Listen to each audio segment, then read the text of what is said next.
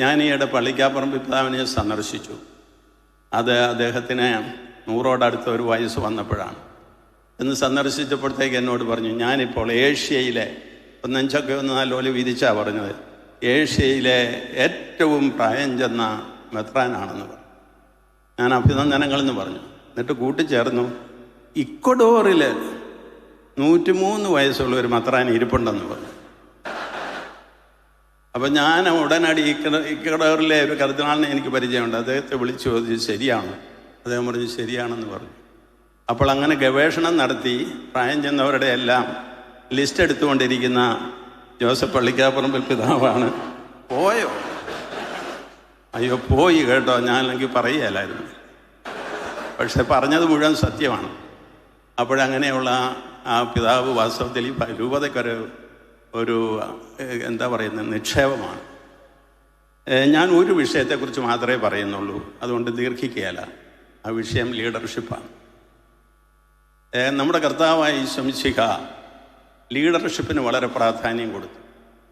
തനിക്ക് ശേഷം ഒരാളെ നിയമിക്കുന്ന ഒരു സാധാരണ മതസ്ഥാപകനൊന്നും ആയിരുന്നില്ല കർത്താവായ ഈശോ മിശിഹ. അദ്ദേഹം 12 പേരുടെ ഒരു കൂട്ടായ്മയാണ് സ്ഥാപിച്ചത്.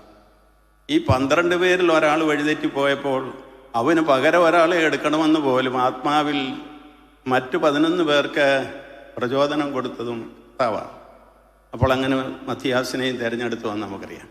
അതുമാത്രമല്ല, 12 പേരോട് കൂടെ 70 പേരുടെ മറ്റൊരു ലീഡർഷിപ്പും കർത്താവ് സ്ഥാപിച്ചു. ഈ 70 പേരും കഴിഞ്ഞിട്ടോ ചില പ്രത്യേക വ്യക്തികളെ, എരിമത്യക്കാരൻ ജോസഫ്, നിക്കോദേമോസ്, രാത്രി വരുന്നവരെ, പകൽ വരുന്നവരെ, ജനക്കൂട്ടത്തിൽ വരുന്നവരെ, കടലോരത്ത് വരുന്നവരെ, ഇങ്ങനെയൊക്കെ ഉള്ളവരെ എല്ലാം ലീഡർഷിപ്പിലേക്ക് കൊണ്ടുവരുന്ന ഒരു സ്വഭാവമായിരുന്നു കർത്താവിന്.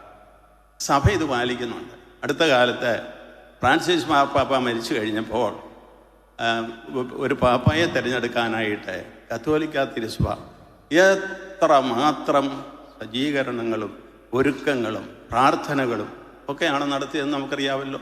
ലോകം മുഴുവൻ പ്രതീക്ഷയോടെ ഈ ലീഡർഷിപ്പിനെ നോക്കി കാണുന്നുണ്ടായിരുന്നു. പാലാരൂപതയുടെ ലീഡർഷിപ്പ് അവർക്ക് ഒന്നിനു പുറകെ ഒന്നായി കിട്ടിയ 3 പിതാക്കന്മാരുടെയും എത്രമാത്രം ശക്തമാണ് എന്ന് ഞാൻ പറയാതെ തന്നെ നിങ്ങൾക്കറിയാം. 3 പേരും, വൈലൽ തിരുമേനി, ജോസഫ് പള്ളിക്കാപ്പറമ്പ് പിതാവ്, ഇപ്പോഴത്തെ ധിഷണാശാലിയായിട്ടുള്ള ജോസഫ് കല്ലറങ്ങാട്ട് പിതാവ്, 3 പേരും ഈ രൂപതയെ വളർത്തിയെടുക്കുന്നതിൽ കാണിച്ച ശ്രദ്ധ, അതാണ് ഇപ്പോൾ എല്ലാവരും ഇവിടെ അവതരിപ്പിച്ചുകൊണ്ട് ഇരിക്കുന്നത്. ചങ്ങനാശ്ശേരി അതിരൂപതയുടെ ഭാഗമായിരുന്നു ഈ പാലാ രൂപത. പക്ഷേ അന്ന് പരിശുദ്ധ സിംഹാസനം മനസ്സിലാക്കി ഈ മീനച്ചിലും തൊട്ടടുത്ത പ്രദേശങ്ങളിൽ ഉള്ളവരെ ചങ്ങനാശ്ശേരിയിൽ ഒതുക്കി നിർത്താൻ പറ്റില്ല. ഒതുക്കിയാലും അവർ ഒതുങ്ങുകയില്ല. അതുകൊണ്ട് അവർക്കൊരു പ്രത്യേക രൂപത സ്ഥാപിച്ചു കൊടുത്തു. ചങ്ങനാശ്ശേരിയുടെ അധ്യക്ഷൻ ഇവിടെ ഇരിപ്പുണ്ട്. അപ്പോൾ അങ്ങനെ കൊടുത്ത രൂപത വളർത്തിയെടുക്കുന്നതിൽ ഈ പിതാക്കന്മാരും അവരോടുകൂടെ ഉണ്ടായിരുന്ന വൈദിക ഗണവും സമർപ്പിതരും അൽമായരായിട്ടുള്ള നേതാക്കന്മാരും കൊടുത്ത നേതൃത്വം വളരെ വലുതാണ്. ഇവിടെ നേതൃത്വമാണ് ഈ പ്രാദേശിക സഭയെ ശക്തമാക്കിക്കൊണ്ടിരിക്കുന്നത്. അത് മേജർ ആർച്ച് ബിഷപ്പ് പിതാവ് പറഞ്ഞതുപോലെയുള്ള എല്ലാ തലങ്ങളിലെയും നേതൃത്വം, വിശുദ്ധിയുടെ തലത്തിൽ, ആരാധനയുടെ തലത്തിൽ, വിദ്യാഭ്യാസത്തിൻ്റെ തലത്തിൽ, ഇപ്പോൾ മെഡിസിറ്റിയിലൂടെയുള്ള ആതുര ശുശ്രൂഷയുടെ തലത്തിൽ, പൊതുജന സേവനത്തിൽ, രാഷ്ട്രീയത്തിൽ, സാമ്പത്തികത്തിൽ, സാംസ്കാരിക കലാരംഗങ്ങളിലെല്ലാം നിറഞ്ഞു നിൽക്കുന്ന ഒരു ലീഡർഷിപ്പാണ് ഈ രൂപതയ്ക്കുള്ളത്. അതാണ് ഈ രൂപതയെ എല്ലാവരുടെയും മുൻപന്തിയിലേക്ക് കൊണ്ടുവരുന്നത്. ഭാരതത്തിലെ സഭയിൽ പല മാതൃകാ രൂപതകളുണ്ട്. പക്ഷെ എല്ലാ മാതൃകാ രൂപതകളുടെയും മുന്നിൽ നിൽക്കുന്ന മാതൃകാ രൂപതയാണ് പാലാ രൂപതയെന്ന് നമുക്ക് പറയാൻ സാധിക്കും. ഇനി ഇവിടെ അഭിമന്യ ജോസഫ് കല്ലറങ്ങാട്ട് പിതാവും മേജർ ആർച്ച് ബിഷപ്പ് അഭിമന്യ റാഫേൽ തട്ടിൽ പിതാവും പലതരത്തിലുള്ള നേതൃത്വങ്ങളെ അനുസ്മരിച്ചു. പിതാക്കന്മാരുടെ തലത്തിലുള്ളവരെ, അതുപോലെ തന്നെ വൈദികരുടെ തലത്തിലുള്ളവരെ, ചുരുക്കം ചില അൽമായ നേതാക്കളെ. ഞാനൊരു ചെറിയ ഗവേഷണം നടത്തി. എന്താണെന്ന് ചോദിച്ചാൽ, ഇവിടുത്തെ അൽമായരായിട്ടുള്ള നേതാക്കന്മാരാരൊക്കെയാണെന്നറിയാനായിട്ട്. അങ്ങനെ വന്നപ്പോൾ അതൊന്നും ഇവിടെ നിന്ന് അറിയിക്കുകയാണ്. This is for the understanding of especially Sri Shashi Tharoor. So I read the list. Governor Ma, Professor K.M. Chandy, Sri M.M. Jacob. 2 governors from this Pala area. Kendra Mandrimare, Sri M.M. Jacob, Sri George Kurian. Samsthana Mandrimare, Sri T.A. Thoman, Sri K.M. Mani, Professor N.M. Joseph, Sri Adhavendra Sahavadiya. ഞങ്ങൾ ഒന്നിച്ചാണ് BA പാസ്സായി. ഞങ്ങൾക്ക് 2 പേർക്കും first class ഉണ്ടായിരുന്നു. ശ്രീ മോൻസ് ജോസഫ്, ശ്രീ റോഷി അഗസ്റ്റിൻ തിരുവനന്തപുരം.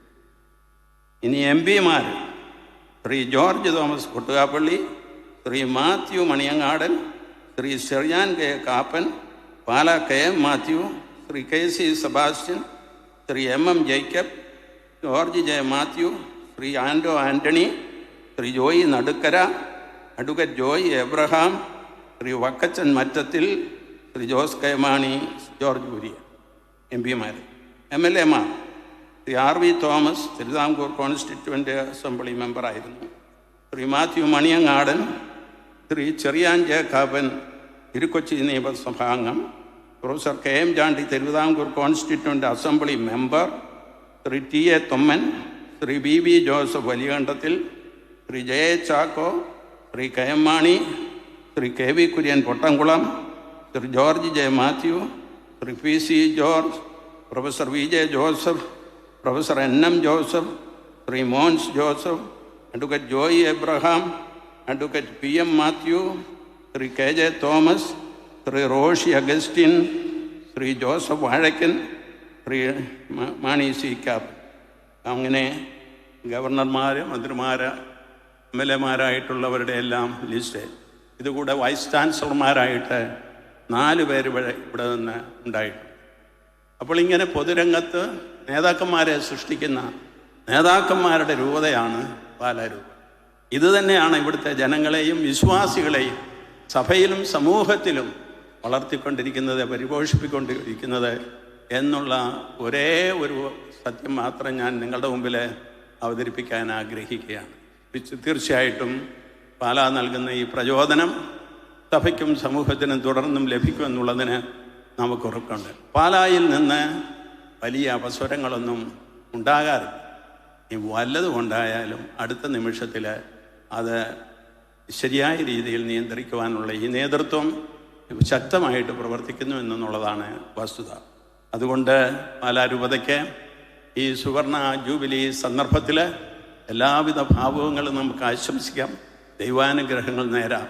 ഇവിടുത്തെ വിശുദ്ധിയുടെ പാരമ്പര്യവും ഇവിടുത്തെ പൊതുജന സേവനത്തിൻ്റെ പാരമ്പര്യവും ഇവിടുത്തെ എല്ലാ വിധത്തിലുമുള്ള സാംസ്കാരിക പ്രവർത്തനങ്ങളും ഇനിയും ഒന്നിനുമേലൊന്നായിട്ട് വളർന്ന് വികസിച്ച് ഈ കേരളത്തിനും ഭാരതത്തിനും ലോകത്തിനും മുഴുവനും സംഭാവന നൽകാൻ ഇടയാകട്ടെ എന്ന് ഞാൻ ആശംസിക്കുകയാണ്, പ്രാർത്ഥിക്കുകയാണ്.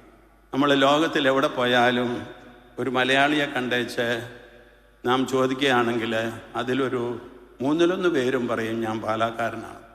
അതുകൊണ്ട് അങ്ങനെയുള്ള ഒരാഗോള സാന്നിധ്യവും ഈ പാലാ രൂപതയ്ക്കുണ്ട്. ദൈവം ഈ രൂപതയെ അനുഗ്രഹിക്കട്ടെ. എല്ലാവിധ ആശംസകളും നേരുന്നു. ദൈവത്തിന് സ്തുതി.